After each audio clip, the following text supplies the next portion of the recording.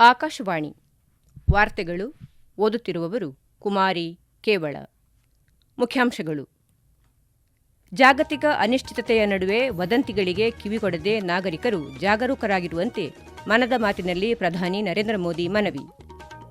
ಬೆಂಗಳೂರಿನಲ್ಲಿ ವಿಶಿಷ್ಟ ಶೈಕ್ಷಣಿಕ ಉಪಕ್ರಮದಡಿ ಸೇವೆ ಸಲ್ಲಿಸುತ್ತಿರುವ ಪ್ರಯೋಗ್ ಇನ್ಸ್ಟಿಟ್ಯೂಟ್ ಆಫ್ ಎಜುಕೇಷನ್ ರಿಸರ್ಚ್ ಬಗ್ಗೆ ಪ್ರಶಂಸಿಸಿದ ಪ್ರಧಾನಿ. ಕೇರಳಂ ವಿಧಾನಸಭಾ ಚುನಾವಣೆ ಅಭ್ಯರ್ಥಿಗಳ ಪರ ಇಂದು ಪ್ರಧಾನಿ ನರೇಂದ್ರ ಮೋದಿ ಪ್ರಚಾರ. ಐಪಿಎಲ್ ಟಿ20 ಕ್ರಿಕೆಟ್ ಇಂದು Mumbai Indians Kolkata Knight Riders ನಡುವೆ ಹಣಾಹಣಿ. ವಾರ್ತೆಗಳ ವಿವರ. ಪ್ರಧಾನಮಂತ್ರಿ ನರೇಂದ್ರ ಮೋದಿ ತಮ್ಮ ಜನಪ್ರಿಯ ಮನ್ ಕಿ ಬಾತ್ ಕಾರ್ಯಕ್ರಮದ ಮೂಲಕ ಇಂದು ಭಾರತೀಯರನ್ನು ಉದ್ದೇಶಿಸಿ ಮಾತನಾಡುತ್ತಾ ಮಾರ್ಚ್ನ ಈ ತಿಂಗಳು ಜಾಗತಿಕ ಅಶಾಂತಿ ಮತ್ತು ಯುದ್ಧ ಪರಿಸ್ಥಿತಿಗಳ ನಡುವೆಯೂ ಭಾರತವು ದಿಟ್ಟತನದಿಂದ ಎಲ್ಲವನ್ನೂ ಎದುರಿಸುತ್ತಿದೆ ಎಂದು ಹೇಳಿದ್ದಾರೆ. ಕೋವಿಡ್ ಬಳಿಕ ವಿಶ್ವವು ಪುನಃ ಚೇತರಿಸಿಕೊಳ್ಳುವ ನಿರೀಕ್ಷೆ ಇತ್ತಾದರೂ ವಿವಿಧ ಪ್ರದೇಶಗಳಲ್ಲಿ ಸಂಘರ್ಷಗಳು ಮುಂದುವರಿದಿರುವುದು ಆತಂಕಕಾರಿ ಬೆಳವಣಿಗೆಯಾಗಿದೆ ಎಂದು ಅವರು ಹೇಳಿದ್ದಾರೆ. ನೆರೆಹೊರೆಯ ದೇಶಗಳಲ್ಲಿ ನಡೆಯುತ್ತಿರುವ ಯುದ್ಧದಿಂದ ಇಂಧನ ಸರಬರಾಜಿನ ಮೇಲೆ ಪರಿಣಾಮ ಬೀರಿದ್ದು ಜಾಗತಿಕ ಮಟ್ಟದಲ್ಲಿ ಪೆಟ್ರೋಲ್ ಮತ್ತು ಡೀಸೆಲ್ ಬೆಲೆ ಏರಿಕೆ ಕಂಡುಬಂದಿದೆ. ಆದಾಗ್ಯೂ ಭಾರತದ ರಾಜತಾಂತ್ರಿಕ ಸಂಬಂಧಗಳು ಮತ್ತು ರಾಷ್ಟ್ರೀಯ ಸಾಮರ್ಥ್ಯದ ನೆರವಿನಿಂದ ಈ ಸಂಕಷ್ಟವನ್ನು ಸಮರ್ಥವಾಗಿ ಎದುರಿಸಲಾಗುತ್ತಿದೆ ಎಂದು ಪ್ರಧಾನಮಂತ್ರಿ ವಿಶ್ವಾಸ ವ್ಯಕ್ತಪಡಿಸಿದರು. ಈ ಸವಾಲಿನ ಸಂದರ್ಭದಲ್ಲಿ ದೇಶದ ಜನರು ಒಗ್ಗಟ್ಟಿನಿಂದ ನಡೆದುಕೊಳ್ಳಬೇಕು ಎಂದು ಪ್ರಧಾನಿ ಮನವಿ ಮಾಡಿದ್ದಾರೆ. ರಾಜಕೀಯ ಲಾಭಕ್ಕಾಗಿ ಇಂತಹ ವಿಷಯಗಳನ್ನು ದುರುಪಯೋಗಪಡಿಸಿಕೊಳ್ಳಬಾರದು ಹಾಗೂ ವದಂತಿಗಳನ್ನು ಹರಡುವುದು ರಾಷ್ಟ್ರಕ್ಕೆ ಹಾನಿಕಾರಕ ಎಂದು ಎಚ್ಚರಿಸಿದ್ದಾರೆ. ಸರ್ಕಾರ ನೀಡುವ ಅಧಿಕೃತ ಮಾಹಿತಿಯನ್ನು ಮಾತ್ರ ನಾಗರಿಕರು ನಂಬಬೇಕು ಎಂದು ಅವರು ಸಲಹೆ ನೀಡಿದ್ದಾರೆ. मैं सभी देशवासियों से अपील भी करूंगा कि वो जागरूक रहे, अफवाहों के बहकावे में न आए. सरकार की तरफ से जो आपको निरंतर जानकारी दी जा रही है उस पर भरोसा करें और उसी पर विश्वास करके कोई कदम उठाएं.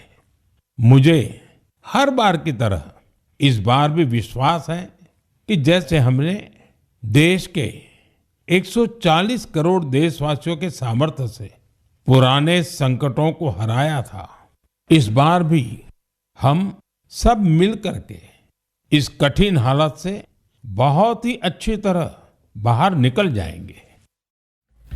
ಪ್ರಸ್ತುತ ದೇಶಾದ್ಯಂತ ವ್ಯಾಪಿಸುತ್ತಿರುವ ಕ್ರೀಡಾ ಪರಿವರ್ತನೆಯಲ್ಲಿ ಭಾರತದ ನಾರಿ ಶಕ್ತಿ ಪ್ರಮುಖ ಪಾತ್ರ ವಹಿಸುತ್ತಿರುವುದು ಹೃದಯ ಸ್ಪರ್ಶಿಯಾಗಿದೆ ಎಂದು ಹೇಳಿದ್ದಾರೆ. ಅಂತಾರಾಷ್ಟ್ರೀಯ ಯೋಗ ದಿನದ ಹಿನ್ನೆಲೆಯಲ್ಲಿ ಆರೋಗ್ಯದ ಬಗ್ಗೆ ಕಾಳಜಿ ವಹಿಸಲು ಕರೆ ನೀಡಿರುವ ಪ್ರಧಾನಿ ಸಕ್ಕರೆ ಮತ್ತು ಎಣ್ಣೆಯ ಬಳಕೆಯನ್ನು ಕಡಿಮೆ ಮಾಡುವಂತೆ ಸಲಹೆ ಮಾಡಿದ್ದಾರೆ. ಬೆಂಗಳೂರಿನಲ್ಲಿ ನಡೆಯುತ್ತಿರುವ ಒಂದು ವಿಶಿಷ್ಟ ಶೈಕ್ಷಣಿಕ ಉಪಕ್ರಮದ ಬಗ್ಗೆ ಪ್ರಸ್ತಾಪಿಸಿದ ಪ್ರಧಾನಿ ಅಲ್ಲಿನ ಒಂದು ತಂಡವು ಪ್ರಯೋಗ್ ಇನ್ಸ್ಟಿಟ್ಯೂಟ್ ಆಫ್ ಎಜುಕೇಷನ್ ರಿಸರ್ಚ್ ಎಂಬ ಸಂಸ್ಥೆಯನ್ನು ನಡೆಸುತ್ತಿದೆ. ಈ ತಂಡವು ಸಂಶೋಧನಾ ಯೋಜನೆಗಳಿಗೆ ವಿಶೇಷ ಒತ್ತು ನೀಡುತ್ತಿದೆ. ಶಾಲಾ ಮಟ್ಟದಲ್ಲಿ ವಿಜ್ಞಾನ ಶಿಕ್ಷಣವನ್ನು ಜನಪ್ರಿಯಗೊಳಿಸುವುದು ಅವರ ಧ್ಯೇಯವಾಗಿದೆ. ಅವರು ಅನ್ವೇಷಣ್ ಎಂಬ ಪ್ರಯೋಗವನ್ನು ನಡೆಸಿದ್ದಾರೆ. ಇದರ ಮೂಲಕ 9ರಿಂದ 12ನೇ ತರಗತಿಯ ವಿದ್ಯಾರ್ಥಿಗಳು ರಸಾಯನಶಾಸ್ತ್ರ, ಭೂವಿಜ್ಞಾನ ಮತ್ತು ಸ್ವಾಸ್ಥ್ಯದಂತಹ ಕ್ಷೇತ್ರಗಳಲ್ಲಿ ಹೊಸತನವನ್ನು ಕಂಡುಕೊಳ್ಳಲು ಅವಕಾಶ ಪಡೆಯುತ್ತಾರೆ ಎಂದು ಪ್ರಧಾನಿ ತಿಳಿಸಿದ್ದಾರೆ. बेंगलुरु में शिक्षा से जुड़े एक यूनिक प्रयास के बारे में जानकारी मिली है. यहाँ एक टीम प्रयोग इंस्टीट्यूट ऑफ एजुकेशन रिसर्च चला रही है. इस टीम का रिसर्च प्रोजेक्ट पर विशेष फोकस है. यह टीम स्कूल लेवल पर साइंस एजुकेशन को लोकप्रिय बनाने में जुटी है. उन्होंने अन्वेषण नाम का एक प्रयोग किया है. इसके जरिए 9वीं से 12वीं क्लास तक के स्टूडेंट्स को केमिस्ट्री, अर्थ साइंसेस और वेलनेस जैसे क्षेत्रों में इनोवेशन करने का मौका मिलता है. इससे स्टूडेंट्स को रिसर्च का बहुत अच्छा अनुभव हासिल होता है.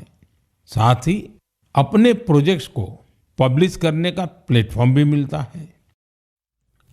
ಈ ನಡುವೆ ಪ್ರಯೋಗ ಇನ್ಸ್ಟಿಟ್ಯೂಟ್ ಆಫ್ ಎಜುಕೇಷನ್ ರಿಸರ್ಚ್ ಸಂಸ್ಥೆಯ ಫೌಂಡರ್ ಮತ್ತು ಮೆಂಟರ್ ಡಾಕ್ಟರ್ ಎಚ್.ಎಸ್. ನಾಗರಾಜ ಆಕಾಶವಾಣಿಯೊಂದಿಗೆ ಮಾತನಾಡಿ ತಮ್ಮ ಸಂಸ್ಥೆಯ ಬಗ್ಗೆ ಪ್ರಧಾನಿಯವರು ಮಾತನಾಡಿರುವುದಕ್ಕೆ ಸಂತಸ ವ್ಯಕ್ತಪಡಿಸಿದ್ದಾರೆ. ಇವತ್ತು ಬೆಳಗ್ಗೆ ನಮ್ಮ ಪ್ರಧಾನಿಯವರು ನಮ್ಮ ಸಂಸ್ಥೆ ಪ್ರಯೋಗದ ಬಗ್ಗೆ ತಮ್ಮ ಮನ್ ಕಿ ಬಾತ್ ಅಲ್ಲಿ ಮಾತನಾಡಿದ್ದಾರೆ. ಇದು ನಮ್ಮ ಸಂಸ್ಥೆಯ 10 ವರ್ಷದ ಪ್ರಯಾಣದಲ್ಲಿ ತುಂಬಾ ಮಹತ್ವದ ದಿನ ಅಂತ ನಮ್ಗೆಲ್ಲರಿಗೂ ಸಂತೋಷ ಆಗಿದೆ. ಯಾಕಂದ್ರೆ ಯಾವುದೇ ಒಂದು ಕೆಲಸ ಮಾಡಿದಾಗ ದೇಶದಲ್ಲಿ ಪ್ರಧಾನಿಯಾಗಿದ್ದಂತವರು ಇದರ ಬಗ್ಗೆ ಮಾತಾಡಿದಾಗ ನಮಗೆ ಒಂದು ತೃಪ್ತಿ ಮತ್ತೆ ಜವಾಬ್ದಾರಿ ಎರಡೂ ಜಾಸ್ತಿ ಆಗುತ್ತೆ. ಯಾಕಂದ್ರೆ ನಿರೀಕ್ಷೆಯನ್ನು ಜಾಸ್ತಿ ಆಗುತ್ತೆ ಸಮಾಜದಿಂದ. ನಾವು ಪ್ರಯೋಗ ಸಂಸ್ಥೆಯನ್ನು 10 ವರ್ಷದಿಂದ ಒಂದು ಟ್ರಸ್ಟ್ ಮೂಲಕ ನಡೆಸ್ತಾ ಇದೀವಿ. ಇದರ ಮೂಲಭೂತ ಉದ್ದೇಶ ಏನಂದ್ರೆ ವಿದ್ಯಾಭ್ಯಾಸ ಏನು ವ್ಯವಸ್ಥೆ ಇದೆ ಅದಕ್ಕೆ ರಿಸರ್ಚ್ ಆಧಾರ ಇರಬೇಕು. ಸಂಶೋಧನೆ ಇಲ್ದೇಲೆ ಯಾವುದೇ ಒಂದು ವ್ಯವಸ್ಥೆ ನಡೆಯೋದಕ್ಕೆ ಸಾಧ್ಯವಿಲ್ಲ. ಪರೀಕ್ಷಾ ಪೇ ಚರ್ಚಾ ಸಮಯದಲ್ಲಿ ಕೆಲವು ವಿದ್ಯಾರ್ಥಿಗಳು ವಿಜ್ಞಾನ ವಿಷಯ ಅಧ್ಯಯನ ಮಾಡಲು ಬಯಸಿದ್ದರೂ ಅದರಿಂದ ತಮಗೆ ಭಯವಾಗುತ್ತದೆ ಎಂಬ ಭಾವನೆಗಳನ್ನು ಹಂಚಿಕೊಂಡಿರುವುದಾಗಿ ಪ್ರಧಾನಿ ತಿಳಿಸಿದ್ದಾರೆ. ಈ ನಿಟ್ಟಿನಲ್ಲಿ ಪ್ರಯೋಗ ತಂಡದ ಪ್ರಯತ್ನಗಳು ತುಂಬಾ ಶ್ಲಾಘನೀಯವಾಗಿವೆ. ಈ ಉಪಕ್ರಮವು ವಿದ್ಯಾರ್ಥಿಗಳು ವಿಜ್ಞಾನದಲ್ಲಿ ತೊಡಗಿಸಿಕೊಳ್ಳಲು ಮತ್ತು ಪ್ರಾಯೋಗಿಕ ಅನ್ವಯದ ಮೂಲಕ ತಮ್ಮ ಕಲಿಕೆಯನ್ನು ಪ್ರದರ್ಶಿಸಲು ಅವರಿಗೆ ಅವಕಾಶವನ್ನು ಒದಗಿಸುತ್ತದೆ ಎಂದು ಪ್ರಧಾನಿ ಹೇಳಿದ್ದಾರೆ. ಈ ವಾರ್ತೆಗಳನ್ನು ಆಕಾಶವಾಣಿಯಿಂದ ಕೇಳುತ್ತಿದ್ದೀರಿ. ನಮ್ಮ ಎಲ್ಲಾ ರಾಷ್ಟ್ರೀಯ ವಾರ್ತೆಗಳು ಹಾಗೂ ಪ್ರದೇಶ ಸಮಾಚಾರ ಈಗ ಆಕಾಶವಾಣಿ ನ್ಯೂಸ್ ಕನ್ನಡ ಯೂಟ್ಯೂಬ್ ಚಾನೆಲ್ನಲ್ಲಿ ಲಭ್ಯ. ನಮ್ಮ ಎಕ್ಸ್ ಖಾತೆ ಮತ್ತು ಇನ್ಸ್ಟಾಗ್ರಾಂ ಖಾತೆ ಆಕಾಶವಾಣಿ ನ್ಯೂಸ್ ಕನ್ನಡ. ಹೆಚ್ಚಿನ ಮಾಹಿತಿಗಾಗಿ ನಮ್ಮ ಫೇಸ್ಬುಕ್ ಖಾತೆ ಆಕಾಶವಾಣಿ ವಾರ್ತೆ ಕನ್ನಡವನ್ನು ಅನುಸರಿಸಿ. ಮಾಹಿತಿಯ ಹೂರಣ ವಾರದ ಕಾರ್ಯಕ್ರಮ ಪ್ರಚಲಿತ ವಿದ್ಯಮಾನ ಪ್ರತಿ ಬುಧವಾರ 9:15ಕ್ಕೆ. ಪಾರದರ್ಶಕ ನೇಮಕಾತಿ ಮತ್ತು ತರಬೇತಿ ಕಾರ್ಯಕ್ರಮದ ಉಪಕ್ರಮಕ್ಕಾಗಿ ಕರ್ನಾಟಕದ ಕೆಎಸ್ಆರ್ಟಿಸಿ ನಿಗಮಕ್ಕೆ ಪ್ರತಿಷ್ಠಿತ ಸ್ಕಾಚ್ ರಾಷ್ಟ್ರೀಯ ಪ್ರಶಸ್ತಿ ಲಭಿಸಿದೆ. ನವದೆಹಲಿಯ ಇಂಡಿಯಾ ಹ್ಯಾಬಿಟ್ಯಾಟ್ ಕೇಂದ್ರದ ಸಿಲ್ವರ್ ಓಕ್ ಹಾಲ್ನಲ್ಲಿ ನಡೆದ ಸಮಾರಂಭದಲ್ಲಿ ಪ್ರಶಸ್ತಿಯನ್ನು ಪ್ರದಾನ ಮಾಡಲಾಯಿತು. ಕೆಎಸ್ಆರ್ಟಿಸಿ ವ್ಯವಸ್ಥಾಪಕ ನಿರ್ದೇಶಕ ಅಕ್ರಮ್ ಪಾಷಾ, ಸ್ಕಾಚ್ ಗ್ರೂಪ್ನ ಅಧ್ಯಕ್ಷ ಸಮೀರ್ ಕೊಚ್ಚರ್ ಹಾಗೂ ಉಪಾಧ್ಯಕ್ಷ ಡಾ ಗುರುಶರಣ್ ಧಂಜಲ್ ಅವರಿಂದ ಪ್ರಶಸ್ತಿಯನ್ನು ಸ್ವೀಕರಿಸಿದರು. ಅರ್ಜಿ ಸಲ್ಲಿಕೆಯಿಂದ ಅಂತಿಮ ಆಯ್ಕೆ ಮತ್ತು ಘಟಕ ಹಂಚಿಕೆಯವರೆಗೆ ನೇಮಕಾತಿ ಪ್ರಕ್ರಿಯೆಯುದ್ದಕ್ಕೂ ಮಾನವ ಹಸ್ತಕ್ಷೇಪವನ್ನು ಕಡಿಮೆ ಮಾಡುವ ಮೂಲಕ ಕೆಎಸ್ಆರ್ಟಿಸಿ ಪಾರದರ್ಶಕತೆ ಮತ್ತು ಏಕರೂಪತೆಯನ್ನು ಖಚಿತಪಡಿಸಿದೆ. ಸ್ವಯಂಚಾಲಿತ ಚಾಲನಾ ಪರೀಕ್ಷೆಗಳು, ಆನ್ಲೈನ್ ಪರೀಕ್ಷೆಗಳು, ದಾಖಲೆಗಳ ಡಿಜಿಟಲ್ ಪರಿಶೀಲನೆ, ವೆಬ್ಕಾಸ್ಟಿಂಗ್ ಮತ್ತು ಸ್ವಯಂಚಾಲಿತವಾಗಿ ರಚಿಸಲಾದ ಅಂಕಪಟ್ಟಿಗಳು ಸೇರಿದಂತೆ ತಂತ್ರಜ್ಞಾನ ಚಾಲಿತ ನೇಮಕಾತಿ ವ್ಯವಸ್ಥೆಯ ಮೂಲಕ ನಿಗಮವು 2,000 ಚಾಲಕರು, 300 ತಾಂತ್ರಿಕ ಸಿಬ್ಬಂದಿಯನ್ನು ಮತ್ತು 441 ಅಭ್ಯರ್ಥಿಗಳನ್ನು ಅನುಕಂಪದ ಆಧಾರದ ಮೇಲೆ ಯಶಸ್ವಿಯಾಗಿ ನೇಮಕ ಮಾಡಿಕೊಂಡಿದೆ. ಕೇರಳಂ ವಿಧಾನಸಭಾ ಚುನಾವಣೆಯ ಹಿನ್ನೆಲೆಯಲ್ಲಿ ಬಿಜೆಪಿ ಹಿರಿಯ ನಾಯಕ ಹಾಗೂ ಪ್ರಧಾನಿ ನರೇಂದ್ರ ಮೋದಿ ಇಂದು ಕೇರಳದ ಪಾಲಕ್ಕಾಡ್ನಲ್ಲಿ ನಡೆಯುವ ರ್ಯಾಲಿಯಲ್ಲಿ ಭಾಗಿಯಾಗಿ ಮಾತನಾಡಲಿದ್ದಾರೆ. ಏಪ್ರಿಲ್ 9ರಂದು ಕೇರಳಂನಲ್ಲಿ ನಡೆಯಲಿರುವ ವಿಧಾನಸಭಾ ಚುನಾವಣೆಗೆ ಮುನ್ನ ಎನ್ಡಿಎ ಅಭ್ಯರ್ಥಿಗಳ ಪರ ಚುನಾವಣಾ ಪ್ರಚಾರದಲ್ಲಿ ಭಾಗವಹಿಸಲಿರುವ ಪ್ರಧಾನಿ ತ್ರಿಶೂರ್ನಲ್ಲಿ ರೋಡ್ ಶೋ ಕೂಡ ನಡೆಸಲಿದ್ದಾರೆ. ತಮ್ಮ ಭೇಟಿಗೂ ಮುನ್ನ ಸಾಮಾಜಿಕ ಮಾಧ್ಯಮ ಪೋಸ್ಟ್ನಲ್ಲಿ ಪ್ರಧಾನಿ ಕೇರಳಂ ಜನತೆಯ ಮನಸ್ಥಿತಿ ಬಿಜೆಪಿ ನೇತೃತ್ವದ ಎನ್ಡಿಎ ಪರವಾಗಿದೆ, ಎಲ್ಡಿಎಫ್ ಮತ್ತು ಯುಡಿಎಫ್ನ ಕಳಪೆ ಆಡಳಿತದಿಂದ ರಾಜ್ಯದ ಜನತೆ ಬೇಸತ್ತಿದ್ದಾರೆ ಎಂದು ಹೇಳಿದ್ದಾರೆ. ಪಾಲಕ್ಕಾಡ್ನ ಪೋರ್ಟ್ ಮೈದಾನದಲ್ಲಿ ಪ್ರಧಾನಿ ನರೇಂದ್ರ ಮೋದಿ ಭಾಷಣ ಮಾಡಲಿದ್ದು, ಈ ರ್ಯಾಲಿಯಲ್ಲಿ ಹಿರಿಯ ಬಿಜೆಪಿ ನಾಯಕರು ಮತ್ತು ಎನ್ಡಿಎ ಅಭ್ಯರ್ಥಿಗಳು ಭಾಗವಹಿಸುವ ನಿರೀಕ್ಷೆಯಿದೆ. ನಂತರ ಪ್ರಧಾನಿ ನೆರೆಯ ತ್ರಿಶೂರ್ಗೆ ಪ್ರಯಾಣಿಸಲಿದ್ದು, ಅಲ್ಲಿ ಅವರು ನಗರದ ಹೃದಯ ಭಾಗದಲ್ಲಿ ಬೃಹತ್ ರೋಡ್ ಶೋ ನಡೆಸಲಿದ್ದಾರೆ.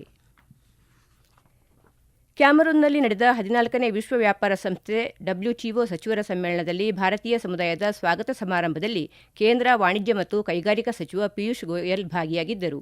ಈ ಕುರಿತು ಸಾಮಾಜಿಕ ಮಾಧ್ಯಮದಲ್ಲಿ ಮಾಹಿತಿ ಹಂಚಿಕೊಂಡಿರುವ ಸಚಿವರು, ಕ್ಯಾಮರೂನ್ನಲ್ಲಿರುವ ಭಾರತೀಯ ವಲಸಿಗರು ಬಾಂಧವ್ಯವನ್ನು ಬಲಪಡಿಸುವ, ಸದ್ಭಾವನೆಯನ್ನು ಬೆಳೆಸುವ ಮತ್ತು ರಾಷ್ಟ್ರಗಳನ್ನು ಒಗ್ಗೂಡಿಸುವ ಪ್ರಮುಖ ಸೇತುವೆಯಾಗಿದ್ದಾರೆ ಎಂದು ತಿಳಿಸಿದ್ದಾರೆ.